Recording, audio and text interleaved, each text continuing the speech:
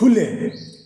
चलिए, फूले फिल्म ने आखिरकार थिएटर का मुंह देख ही लिया, वरना मुट्ठी भर स्वघोषित अभिजात वर्ग ने इतना खौफ मचा रखा है कि जो चीज़ें उनके काले इतिहास को दिखाने का प्रयास करती है, फटाफट उसे बैन करा देते हैं। अंग्रेजों का इतिहास दिखाए जाने से उन्हें कोई प्रॉब्लम नहीं है। आज भी केसरी जैसी फिल्में बन रही हैं। मुगलों का इतिहास भी दिखाए जाने से उन्हें कोई प्रॉब्लम नहीं है। छावा, तानाजी जैसी फिल्में खूब चल रही हैं। बस मुगल से पहले आर्यों के इतिहास में झांकने से उन्हें दिक्कत है। क्यों भाई, भारत भूमि के उस इतिहास को एकदम से डिलीट क्यों कर देना चाहिए? भारत की संतान, भारत के मूल निवासी यह जानने का निरंतर प्रयास करते रहेंगे कि उनकी विकसित उन्नत सभ्यता, हड़प्पा सभ्यता, सिंधु घाटी सभ्यता को आखिरकार किस आक्रमणकारी दल ने खत्म किया? भारत की मूल संस्कृति, श्रमण संस्कृति कैसे खत्म हुई? बुद्ध के देश में बौद्धों का सर कलम किसने करवाया? वो मुगल नहीं थे, अंग्रेज नहीं थे, तो आखिर कौन थे?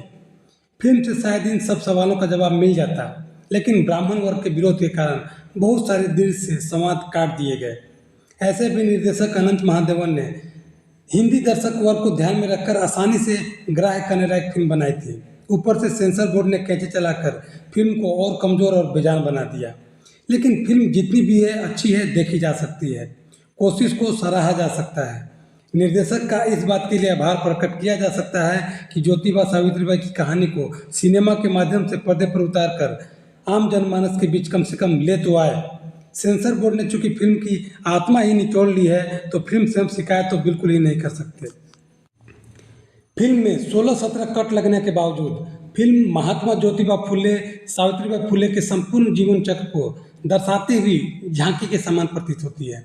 लेकिन डिटेलिंग ऊँट में जीरे के फोरन जैसा लगता है। प्रतीक गांधी और पत्ररेखा का काम बेहद ही उम्दा है। इन दोनों के शानदार अभिनय के कारण ही फिल्म शुरू से अंत तक देखने लायक बनी रहती है। खैर, कितनी भी साजिशें हुई हो फिल्म के खिलाफ, लेकिन फिल्म कुछ संदेश देने में कामयाब हो जाती है। एक सामान्य बुद्धि का आदमी भी इतना जरूर नोटिस कर पाएगा या कुछ बातें चुपके से उसके दिमाग में बैठ जाएगी, जैसे लोगों को पहली बार अंग्रेजों का उज्जवल पक्ष देखने को मिलेगा, वरना अब तक तो लोग अंग्रेजों को क्रूर शोषण करने वाले के रूप में ही देखते आए हैं। फुले दंपति जब बालिकाओं के लिए स्कूल खोलते हैं, हिंदू धर्म की कुरीतियों के विरुद्ध लड़ते हैं और छूतो शूद्रों के कल्याण का काम करते हैं, तब अंग्रेज ही इनके समाज कल्याण की भावना को समझते हैं और सपोर्ट करते हैं। जबकि इस देश का ब्राह्मण वर्ग पुरजोर विरोध करता है और कदम कदम पर बाधाएं उत्पन्न करता है। ज्योतिबा फुले सावित्रीबाई फुले के सामाजिक कल्याण में मुस्लिम दंपति जोड़े फातिमा शेख और उस्मान शेख का बराबरी का योगदान, यह चीज़ वंचित वर्ग SC ST OBC की आंखें खोल देने वाला है कि आप हिंदू धर्म के नाम पर जिसे अपना समाज, भाई बंधु मानते हैं, जिसके आदेश पर मरने मारने पर उतारू हो जाते हैं, वो दरअसल आपके अधिकार मांगने पर आपका सबसे बड़ा शत्रु बन जाता है।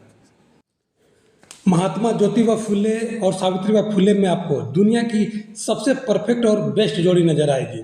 ऐसा कहाँ आपको देखने को मिलेगा कि दोनों एक दूसरे को पूरक हों और दोनों में कोई विरोधाभास न हो।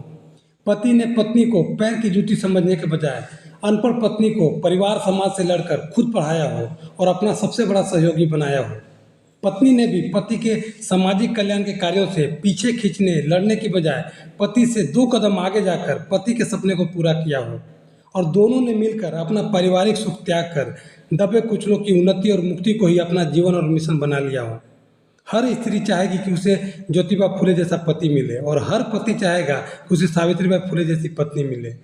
फिल्म बहुत लिमिटेड स्क्रीन पर रिलीज हुई है। मैं खुद लंबी दूरी तय करके दूसरे शहर जाकर फिल्म को देखा हूँ। अगर आपके शहर में भी फिल्म लगी हो, अगर नहीं लगी, कहीं दूसरे शहर में लगी हो, तो ज़रूर देखिए। धन्यवाद।